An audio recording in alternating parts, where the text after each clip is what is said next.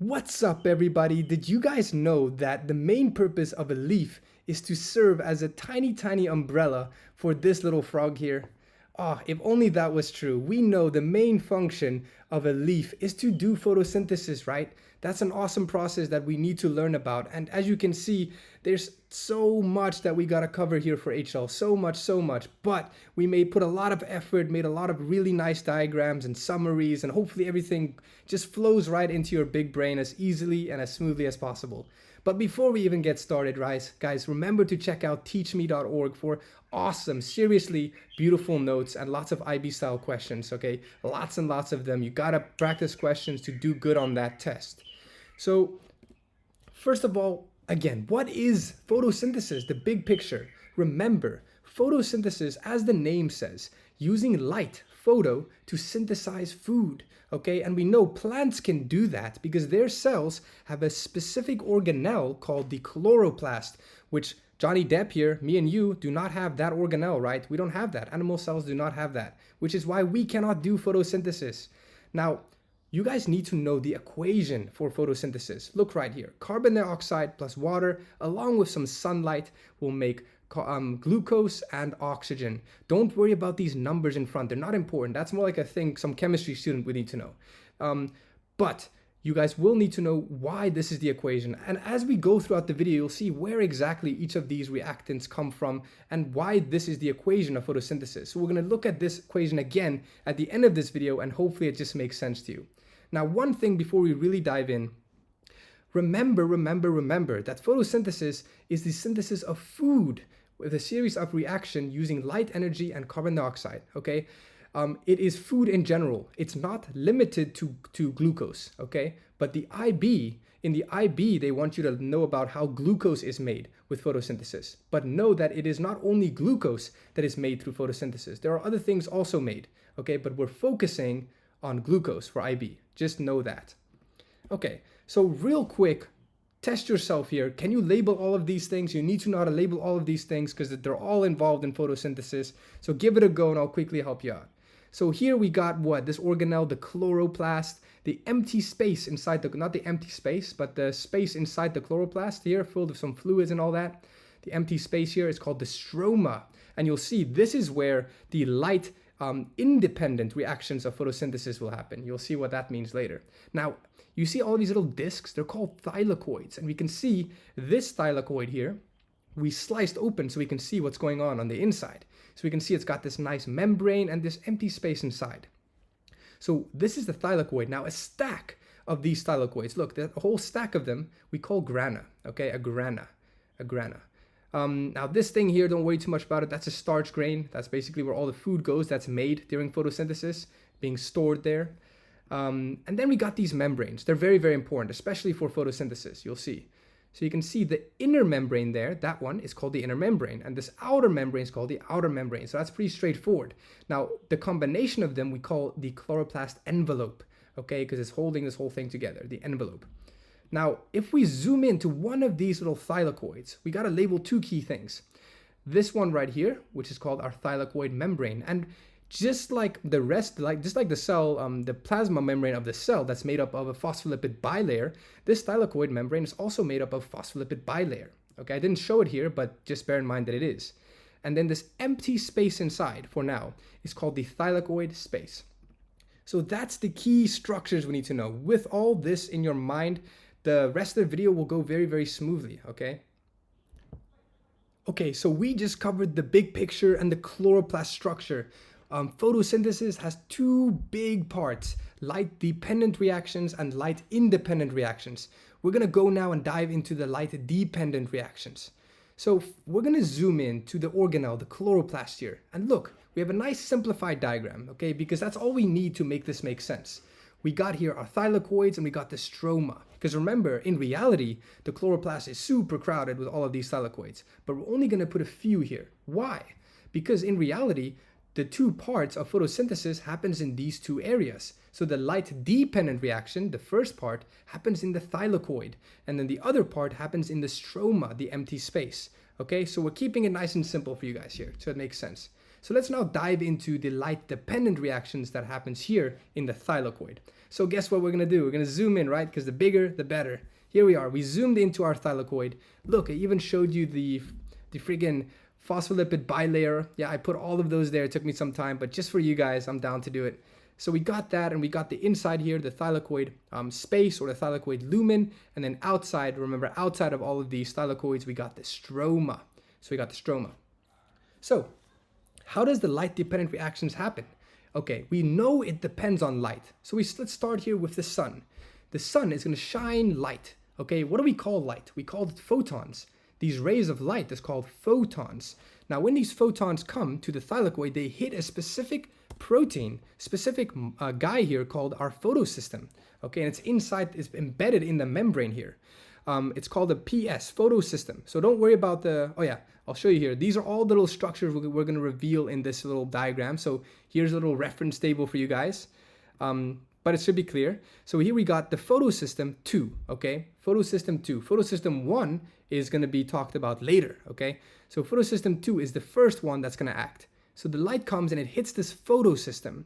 And what happens is this photosystem has a lot of these electrons, okay? It has these electrons.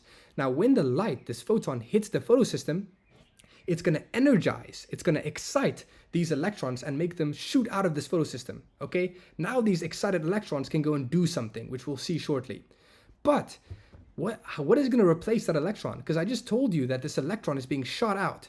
Now there's going to be a vacancy. There's going to be an empty space. We need to fill this electron. How are we going to replace this electron in this photosystem 2? Very good question. It's going to be water. It's going to come from water. There's this little guy attached to this photosystem, this enzyme, this yellowy thing here, and its job is essentially to take water and break it apart into its constituents, which is protons, oxygen, and electrons. These three things. So the oxygen is going to be considered a byproduct. So remember, coming back to this guy, we know oxygen is one of the products of photosynthesis, and this is where it is formed. So you can see here, this is where our oxygen is formed. It's going to go and leave the chloroplast and go out into the environment. Now organisms like me and you that need to breathe can inhale the oxygen and use it to do cell respiration. Even plants can use it to do cell respiration, right? So that's important. This is where oxygen is made. Pay attention to this. This is very easy to ask questions on this topic. Now the electrons is now replaced, okay? So the electron comes from the splitting of this water, and now it's replacing the vacancy. So let's put a word. What do we call this process? Photolysis. Why? Because we use photo, which is just light, to split lyse. Lysis means to split. So we use photo, this ray of light, to split water. Photolysis, okay? Awesome. So now what's gonna happen to this electron?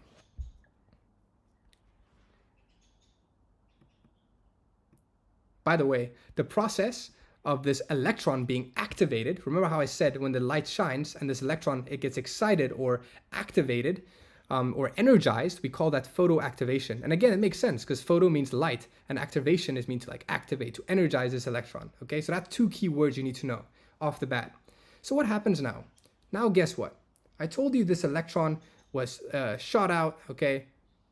It was kind of shot out now out of this photosystem, energized, and now it's going to be captured. This electron is going to be captured by PQ. That's a hell of a thing. PQ, what is PQ, guys? Here, plastoquinone. This guy is a little electron carrier. It's like a little taxi man. It's going to go, you can think of it PQ, the taxi man, okay? He's going to carry this electron that was excited, that was photoactivated, and it's going to drive it around like a taxi. And where is he going to bring it?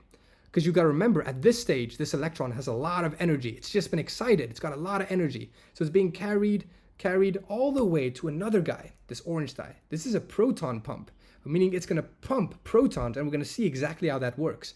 But for now, you should know this guy's name. Okay, this is a cytochrome complex. So not only can it carry some electrons, it can also pump protons, okay? Protons. These positive, these charged hydrogens. So this electron comes from PQ. Let me put in the words here for you guys. And it's gonna remember, this electron, remember, has a lot of energy. So as it goes to the cytochrome complex, it's gonna release some of that energy and allow, basically force, the cytochrome complex to do its job. And its job is, guess what? To pump hydrogens. So right outside of the thylakoid, so in the stroma area, so coming back around here, so right outside, there's a lot of protons floating around, okay? So when this electron that is energized comes and basically activates the cytochrome complex, basically powers it to do its job, all of these protons are going to be pumped. Where? They're going to be pumped from the stroma into the thylakoid space. And you can see there's not much space in here. So when all of these protons are pumped in, it gets crowded real fast. Okay, that's important to understand. So what did we just do here? We did proton pumping. Now, this electron isn't going to stop there, okay? For now, we stop. We'll not follow the electron. We'll come back to that one. So now all of these protons are building up because they're being pumped in by this proton pump, okay? So it gets really concentrated, really crowded. And what's that mean? That means they want to leave, but unfortunately, this proton pump is a one-way door. It only pumps protons in, not out. So these guys, they want to leave, but they don't know where to go. And there's only one spot, and it's called this ATP synthase. They can leave through this spot, okay? They can leave pretty well through this spot, okay? So we're going to put some. So essentially, then as the concentration gets very high, they want to diffuse out, right, to an area of lower concentration. So that's what they do. They're going to end up diffusing down this concentration gradient from inside the thylakoid space, from where there's a lot of them, to outside. Now, just as they flow through here down their concentration gradient, right, what they do is they power this guy. They power this ATP synthase. And what does that mean?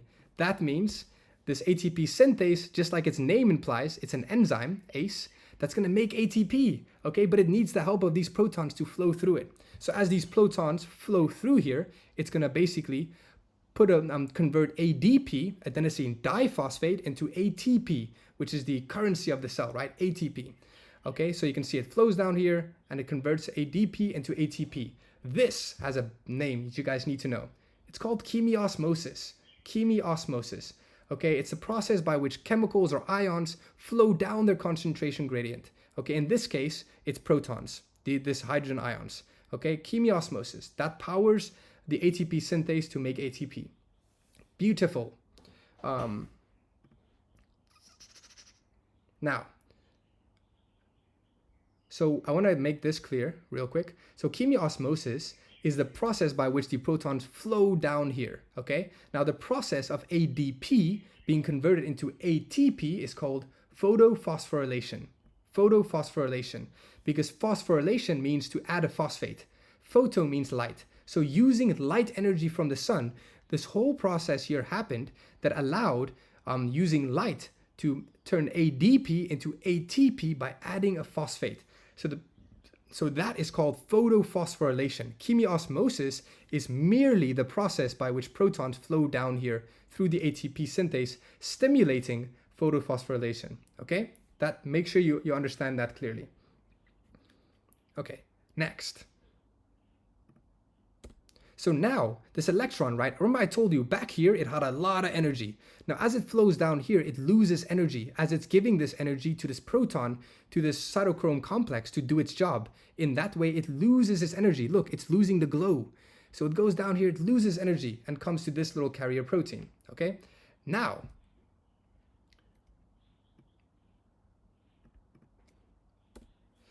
this electron now is gonna finally end up and go to photosystem 1, because remember this was photosystem 2. Photosystem 1 is gonna now receive this electron that came all the way from photosystem 2. But now this electron has it has very low energy. It gave all this energy to this proton pump, right? So now it has very low energy. So guess what's gonna happen? The sun can shine its rays, right? It's gonna shine its rays.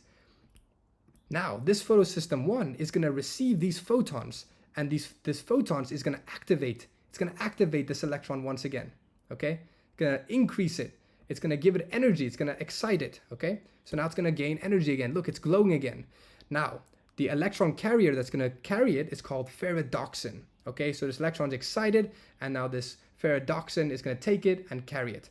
Now this ferredoxin is gonna carry it, and remember, at this point, the electron's got high energy. It's gonna carry it all the way to another guy called NADP reductase. Reductase. That's very important. NADP reductase. Here, something very important is going to happen. So you know, outside here in the stroma, we had these protons, like I said, but we also have another molecule called NADP, okay? NADP. Now, NADP, positive, okay? It really wants to gain a hydrogen. It really, really wants to. It's not, it doesn't like being like this. So at this stage, this electron, okay, it's gonna basically wait here for this NADP plus, okay? Now, when this NADP plus is there, this NADP reductase, this enzyme, is gonna combine this NADP plus and this hydrogen here, okay? Because remember, reduction is when something gains hydrogen.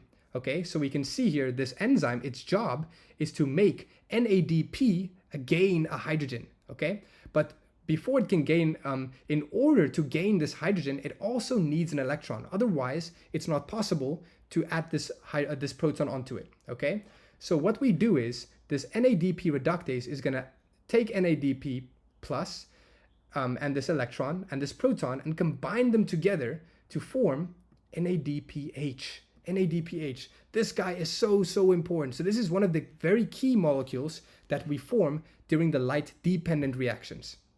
I want to put this here for you guys, actually. Give me a second.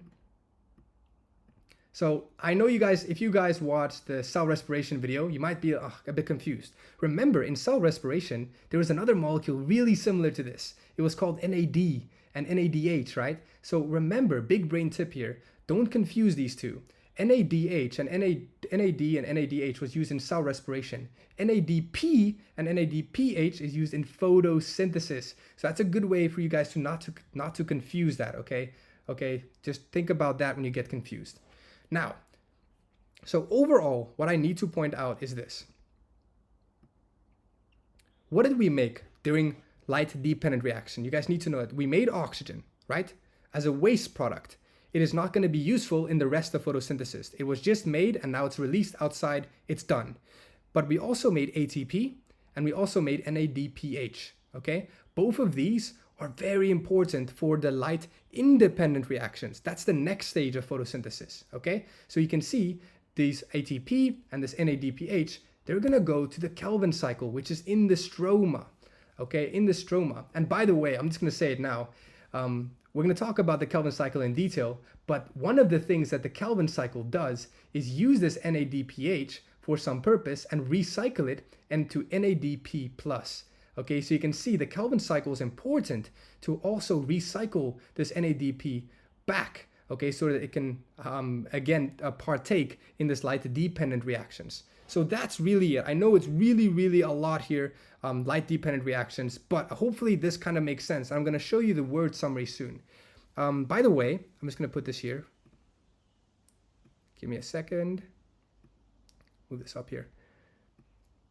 This guy right here, our photosystems, we need to look at them. We're going to look at them later in this video, very soon in more detail, because you need to know about the mechanism. For now, all I told you is that these photosystems absorb photons, and those photons will excite this electron to jump out of this photosystem, okay?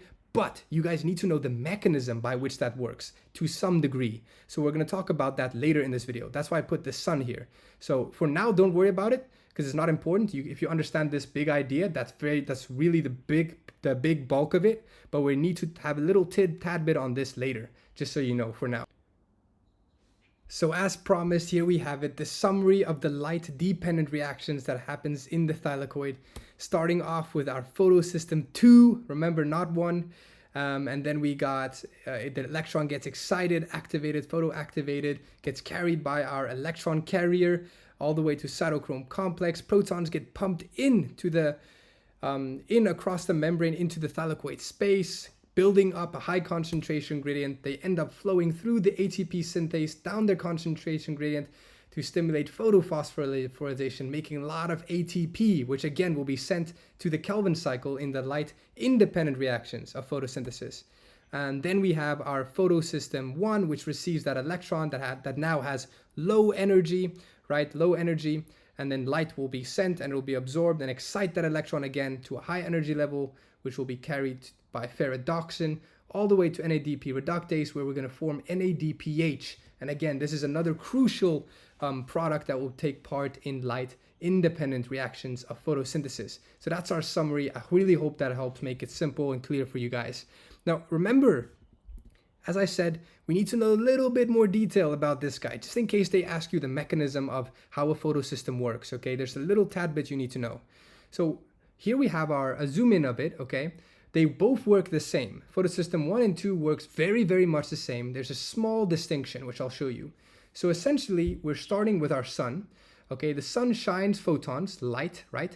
And it's gonna reach this photosystem, okay? Now, before we care about what happens to this light, we remember that water was split. Remember, water was split with this enzyme. What do we call that enzyme? Remember, water here was split, okay, by this yellow enzyme. And by splitting of water, we created these protons and this oxygen waste product, and we also released an electron, right? This electron. This was a low energy electron. Why low energy? Because the way an electron gets excited to get this glow, this high energy, is from the sun, is from the photons, the light. So at this stage, we have this low energy electron that's coming in to replace, remember, this purpose of this water splitting is to create an electron that's going to replace the ones that get excited later on, okay? Now, these little green guys here, what do we call them? That's very important. These are our primary or our special chlorophyll pair. This is the main pigment, the main area that's absorbing light. Okay, so we call these guys chlorophyll A. And we also give it another name called P680. This is basically photosystem 680, which means it absorbs light best. That is 680 nanometers. Okay, so this is a wavelength of light that it absorbs the best. So that's the primary one. So it's gonna contain these electrons, right? And so when it absorbs these photons can excite the electrons and shoot them out of these, excite them, right? Now, what is all this stuff around then? What's the purpose of all these things around if we've got already the whole setup here? We've got these pigment molecules that can absorb light and excite these electrons. So what's the purpose of all these? So you see these guys, they're also little circles. They are also little pigment molecules, meaning they absorb light. Okay, they're also little pigment molecules. Let me put them here for you. But we call them accessory pigment molecules, meaning they're not the main one. The main one is here, this chlorophyll A. So these guys, they don't absorb 680 nanometer wavelengths. They absorb different ones. Some of them may absorb higher wavelengths like orange light or other kind of light, but they're all accessory, meaning they all absorb different kinds of light. Unlike different from this wavelength that this chlorophyll A does. Okay. Now, by the way, we call this whole area that contains all of these accessory pigment molecules a light harvesting complex. And that makes sense because all of these pigment molecules, they're trying to capture light, okay? Now, when they capture these accessory pigment molecules, what they do is they take this photon, whatever wavelength they are the best at absorbing, and they take that energy and they transfer it and shuffle it towards this main one, okay? It's kind of taking this light energy that it can, based on its wavelength, and converting and taking that energy and giving it to this guy here, so that this guy can have even more energy. Because at the moment, the only energy that this guy can absorb is light energy at wavelength 680 nanometers. So all of these accessory ones, their job is to absorb a wide range of other wavelengths and shuffle that energy and transfer that energy towards this chlorophyll A to give it more so that we can excite these electrons even better, okay? Now, when this electron is excited, okay, we call it a high energy electron. So that's different from this electron here that has low energy. This one now has high energy, okay? And when it has high energy, it's gonna go up here and get to this area here, which we call the primary electron acceptor. So it's gonna accept this electron, okay? It's gonna, basically this electron is gonna be excited towards this area. Now this area in the middle where all these reactions are happening, this exciting of this electron, this photoactivation, we call this area the reaction center. A reaction center. Okay, so that's really the mechanism of how it works. The key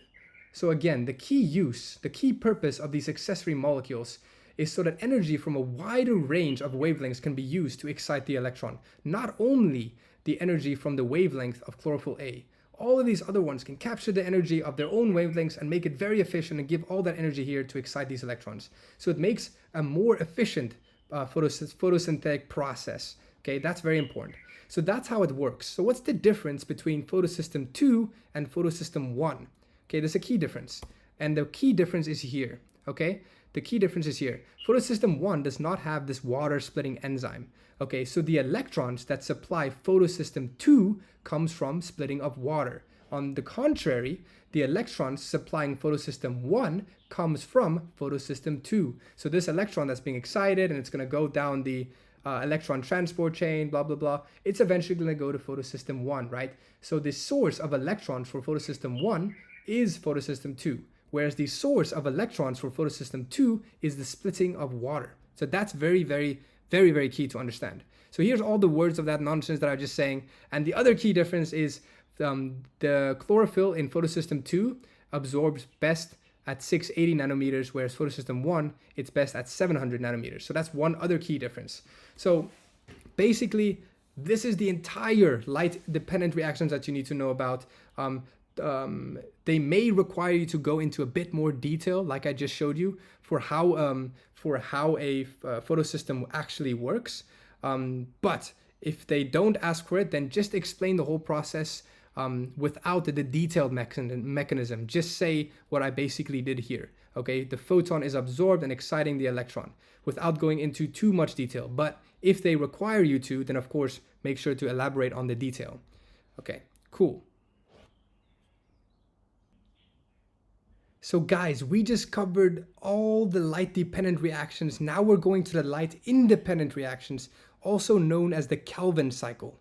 So remember now, what we did in the light-dependent part is we basically made ATP and NADPH, and both of these are now going to be used in the Kelvin cycle. We also made oxygen as a byproduct, right? But it's not going to be used in the Kelvin cycle. It's going to be released into the atmosphere, so organisms like me and you or plants or anything can use it for cell respiration. To be able to make oxygen, we split water. Remember, photolysis. Water was split to release the electrons to be able to carry out the whole light-dependent reactions, right? So now let's go into this light-independent part. Look where it happens, in the stroma. It's in the stroma, right? Outside of the thylakoids. So I got a really, really crazy, nice analogy for you guys. Don't worry about it. Just listen to it. It's pretty interesting. It might actually help you remember the analogy. And then I'll show you the real nice diagram that's non-analogy like, okay? So here we go. It starts off like this, okay? The Kelvin cycle. We got a couple of friends, 5 friends going on a road trip, okay? They got their petrol in their back. Their car's loaded. They're ready to drive. And they drive, but they first have to stop somewhere to pick up their homie, their friend, okay? So they stop here at this little gate and they wait for their homie. Their homie comes and their homie climbs in, and now there's 6 people. But look, this car is super crowded. Normally it only takes 5 people. Now there's 6 people. So it gets really, really uncomfortable, and they decide to be like, okay, let's split up into 2 cars, split the petrol, and then we get going. So they split into 2 cars. Okay, now we got 3 people here, 3 people here, petrol here, petrol here. Then they have to drive and they realize, we're getting low on gas, guys. We need to charge up. So they go to a little station, okay, where they're gonna pick up gas. Okay, and they also got to decide to pump their wheels because they notice their wheels are getting flat. So that's what they go and do. They go and pump their wheels. That's what they do. Look, the wheels are now nice and pumped and all that. They're ready to go. They're ready to drive. Now, after they've done that, now they get to this intersection where they can decide either to go left or either to go right. If they go left, they're going to end up going towards a place where they can help make glucose. So they're going to help drive this side where they can go and become a bigger car. Okay, they can become a bigger car. Now, or they can drive to the right side and kind of restart their whole circle journey. Okay, that's also possible. So either two are possible. So that was the Kelvin cycle, the analogy version. If you can remember these steps, that's really you're half the way there. Now you might ask, what the heck, guy? What are the names? What's the whole purpose of this? Right, let's make it more realistic now. So what exactly was this first car? It was a 5-carbon molecule called RUBP, ribulose bisphosphate or biphosphate, okay? And this molecule, okay, is gonna combine with another carbon, okay? But it doesn't do so automatically. It needs an enzyme. So this little fence here, this little gate is the enzyme, which we call ribisco. It's also known, it also has another name, which I'll show you later. Now, after they get combined together, now they're a 6-carbon molecule, Okay, you don't need to know the name of this one. You just need to know it's a 6-carbon intermediate. And this molecule is really unstable. Remember, the car was really uncomfortable. 6 people, too much for a five person car, right? So it gets unstable and they actually split into 2 cars, 2 molecules, which we call glycerate 3-phosphate or GP. Okay, then GP gets converted into, these 2 molecules get converted into another molecule, called 2 molecules called triose phosphate. So each one gets converted into triose phosphate. Here you cannot see the difference molecularly, but there is a difference if you draw out the real scientific structure. So for you guys, just know the names. Okay, you guys won't need to know how they look different. And then, like I said, it can either go down this journey here or this one here.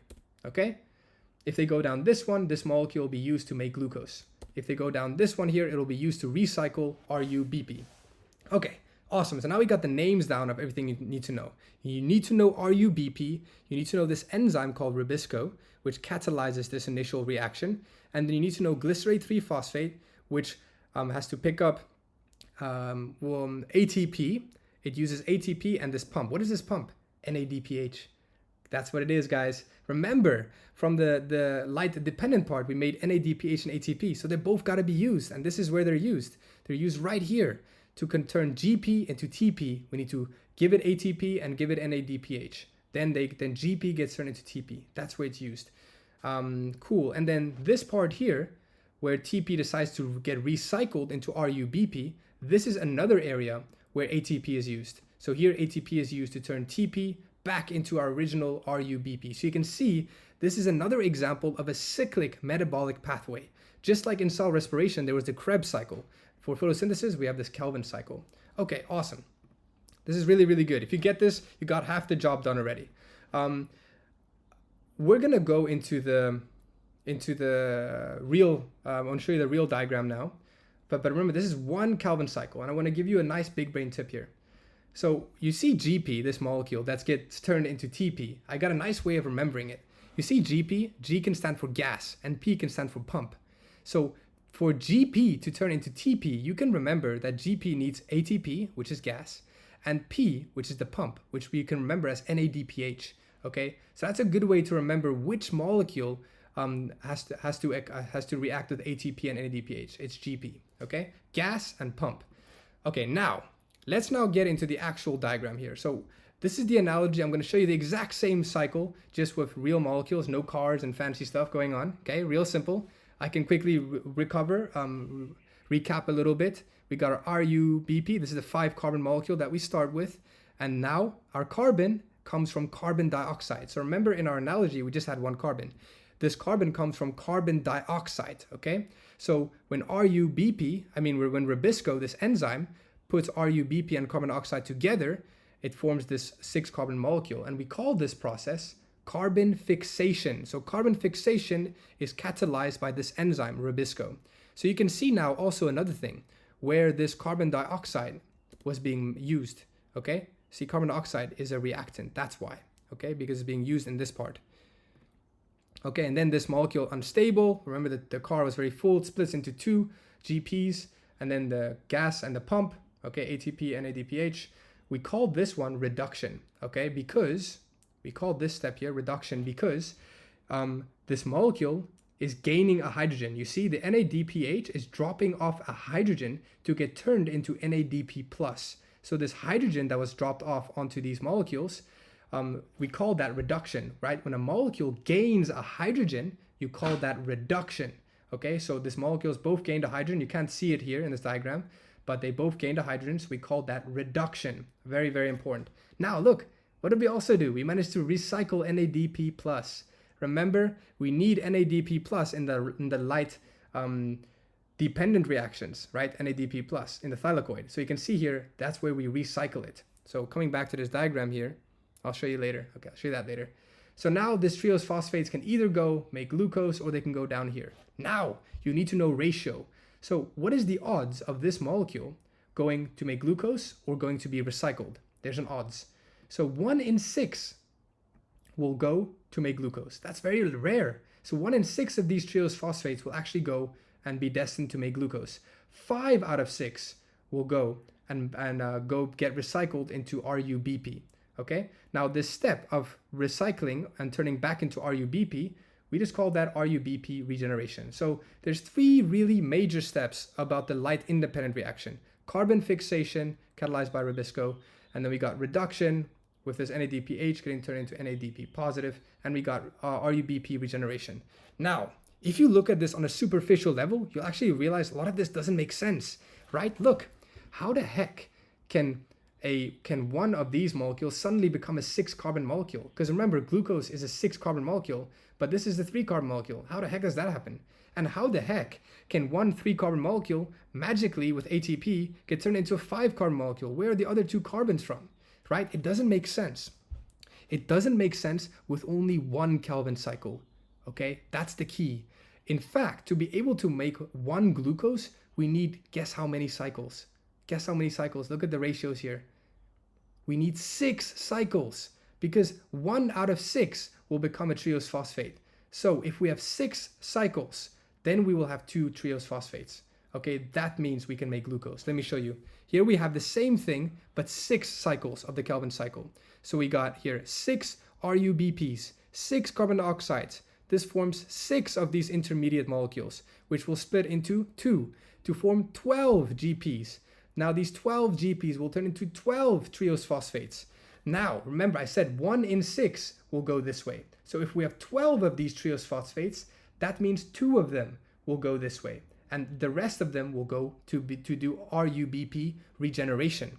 So now 2 of these 3-carbon molecules, if we put them together, we're going to have a 6-carbon molecule. Finally, it makes sense. So you can see it requires 6 Kelvin cycles to make 1 glucose, because 6 Kelvin cycles generates 2 of these guys who will actually go and make glucose. Okay, and also this one makes sense now. Look, we got 10 of these 3-carbon molecules. So 10 times 3, how many carbons is that? That's 30 carbons. So we got 30 carbons here altogether, and we want to turn that into 6 5-carbon molecules. 6 5-carbon molecules, how many carbons is that? 6 times 5 carbons is 30 carbons as well. So you can see this reaction makes sense now because we've got 30 carbons total, and we turn it into another molecule, another 6 molecules that also have 30 carbons total. So this actually makes sense now. So I need you to understand 1 Kelvin cycle does not make a glucose. We need 6 of them to be able to make a glucose. Okay, that's very, very important. So that's it. That's our Kelvin cycle. That's our light independent part. You can see we heavily depend on the NADPH and the ATP from the light dependent reactions. Without those, the cycle can't finish. So here we got our summary. Guys, check it out slowly. Make sure you guys understand it. Step 1, step 2, step 3, step 4, step 5. Okay, make sure you understand this. And again, this happens in the stroma. So now we can look at a really big picture summary because we covered now everything down to the light independent as well. We're going to look at a really nice big picture summary, and then we got to look at these other key details, which are specifically talking about what exactly cyclic and non-cyclic photophosphorylation is, because we already talked about photophosphorylation, but what exactly is cyclic and non-cyclic, because this really has a big chance of coming up on your tests. And how are other things synthesized other than glucose, because we just covered how glucose is synthesized. And what are some key differences between cell respiration and photosynthesis, okay, because that is also very, very important. Okay, so our summary, our light dependent reactions, in a nutshell, a bunch of stuff happened. We made oxygen, we made NADPH, and we made ATP, and we split water to be able to make that oxygen, right? And it depended on light from the sun. And where did it happen? Inside the thylakoid. These two, NADPH and ATP, was crucial for the light independent reactions. It was used here and in the Kelvin cycle to be able to make glucose, and it was then recycled. So NADPH was turned into NADP positive and ATP was turned into ADP. And both of these are again important in the light dependent reactions. We need both of these to be able to complete the light dependent reactions. So you can see they're both related and they're both dependent on each other. They can't work in isolation. The light independent reaction is screwed without the light dependent reaction, and vice versa. So that's the big idea that we did here. Okay, so the Kelvin cycle, this is where our final glucose molecule was made. Okay, now Here's a nice comparison. I want you guys to try this out right now. I'm going to try and say little and try and have you guys guess here. So here I revealed something about the light independent reaction, and I want you to say and compare that to the light dependent reaction, okay? Let's compare. So light independent does not use light energy. So of course the light dependent does. So this one occurs in the stroma. So where does light dependent happen? Inside the thylakoid, this little lovely disc here. You can think of it like a little, it's like nice and round like the sun, okay? It's light dependent.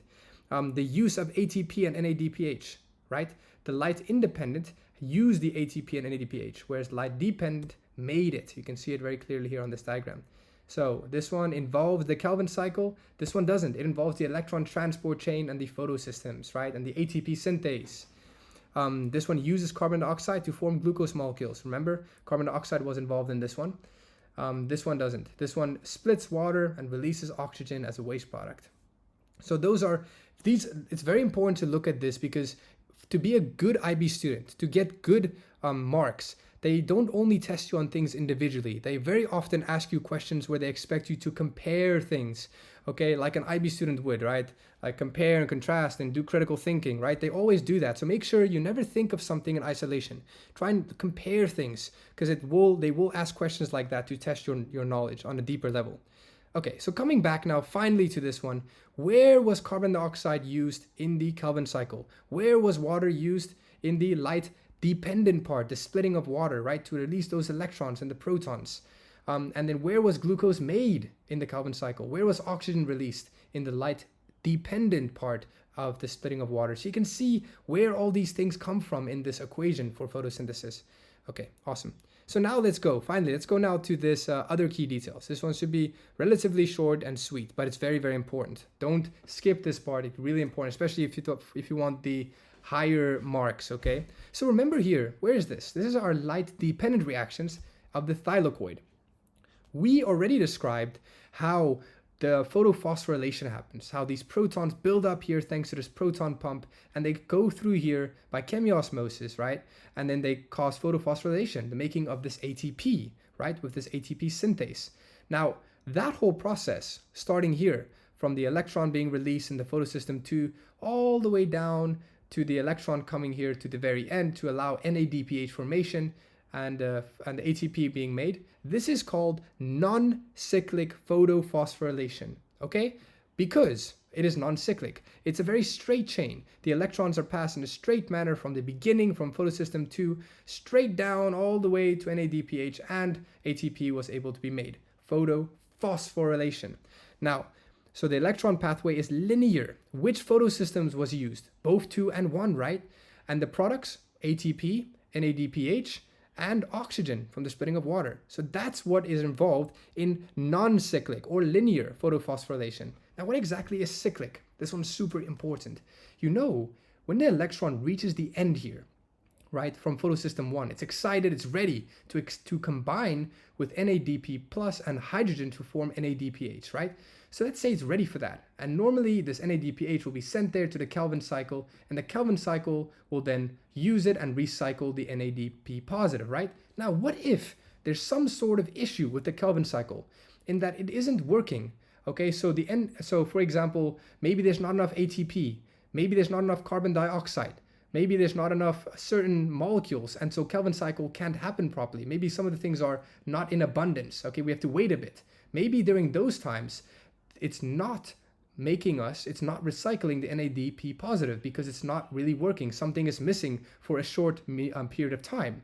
So in those scenarios, this electron here is going to be waiting for nothing. It's going to be waiting. It's waiting for this NADP positive, but it's not being made. So in those scenarios, this electron is waiting for nothing. So what it decides to do then, because it has a lot of energy, it wants to do work, it doesn't want to be useless, it goes back. It cycles back. Let me show you. It cycles back to this cytochrome complex here, okay, to stimulate it. Remember, this electron has a lot of energy. Look at the glow. It's going to pump, it's going to activate this guy to pump protons, right? So that ATP can be made, so that photophosphorylation can happen.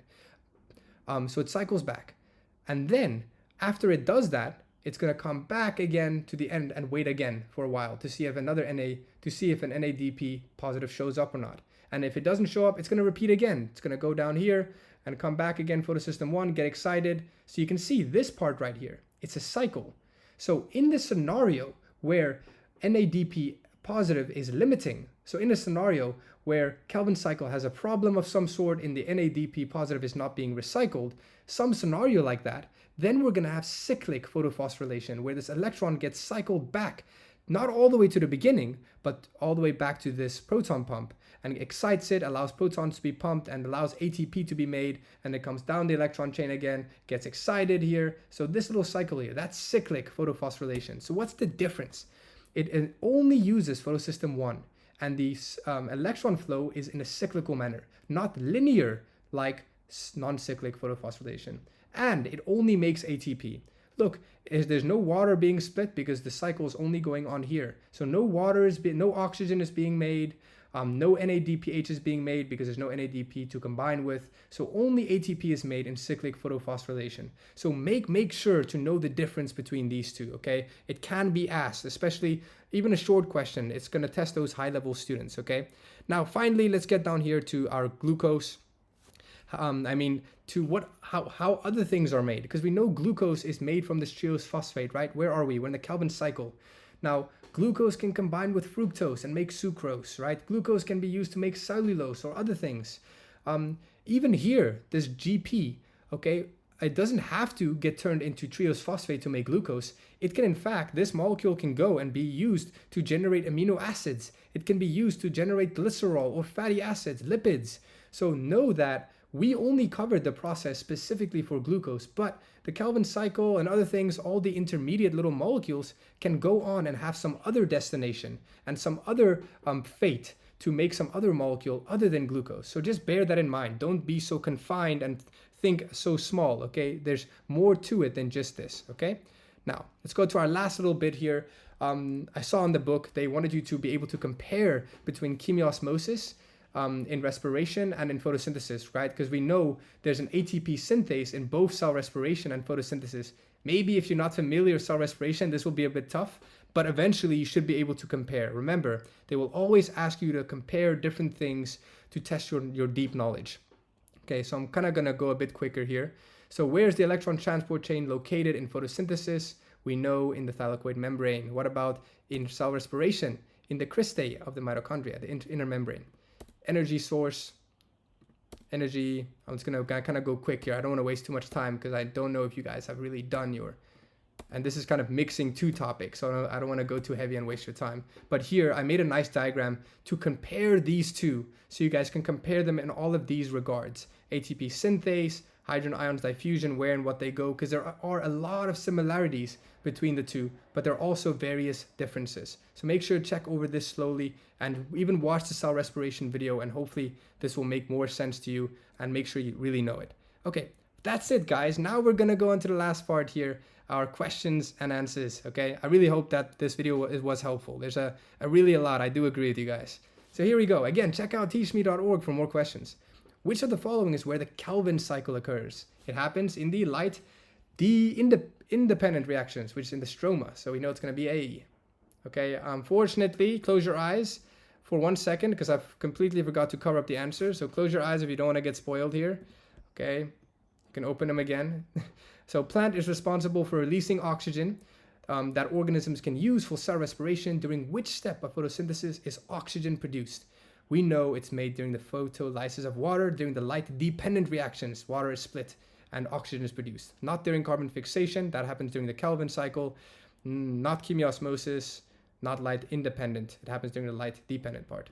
So answer is A. Again, close your eyes if you don't want to see the answer to the next one, and I'll let you open them.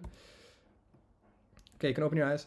Enzymes play a critical role in catalyzing reactions within the human body. RUBP carboxylase. See, that's another name. RUBP carboxylase. It's an enzyme, also known as ribisco. It's also the most abundant enzyme that we know of, that scientists know of.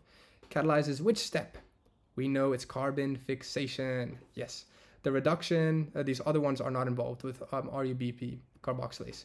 So again, guys, check out teachme.org for more questions. I really hope that was useful. This was a lot, as you can see, but I really hope it was useful. Really hope you learned something, and I will see you guys in the next one.